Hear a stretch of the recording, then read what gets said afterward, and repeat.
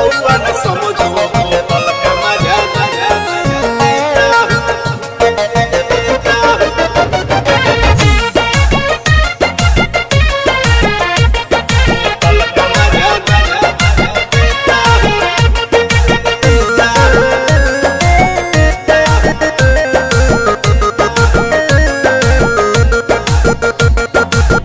फगुनी बयारिया में निकल बहरिया में, फगुनी बयारिया में निकल बहरिया में, मड़ई में अपना होटल का मजा देता हूँ।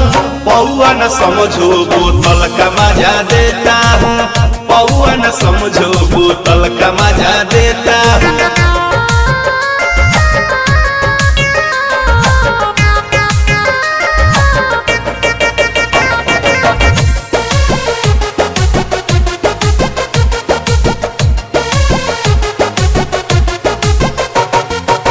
समझो न छोटा फूल कर कोटा, पूरा बाडी हिला दे। एक पिचकारी से कितने कुम्हारी को थोड़ा थोड़ा सबको पिला दे। एही उमरिया में धसलू नजरिया में, एही उमरिया में धसलू नजरिया में, हाई ब्रांड ना लोकल का मजा देता हूँ। पौआ न समझो बोतल का मजा देता हूँ, पौआ न समझो बोतल का मजा देता हूँ।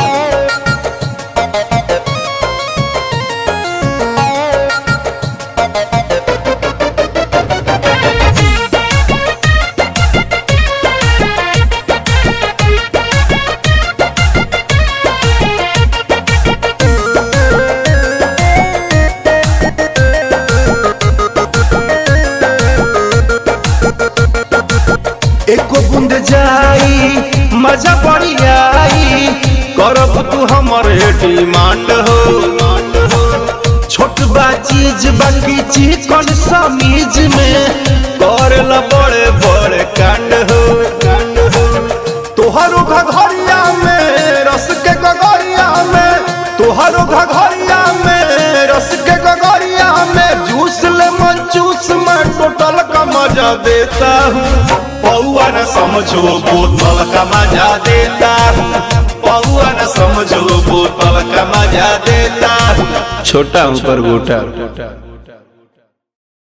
फगुनी बयारिया में निकल बहरिया में, फगुनी बयारिया में निकल बहरिया में, मड़ई में अपना होटल का मजा देता हूँ। पौआ न समझो बोतल का मजा देता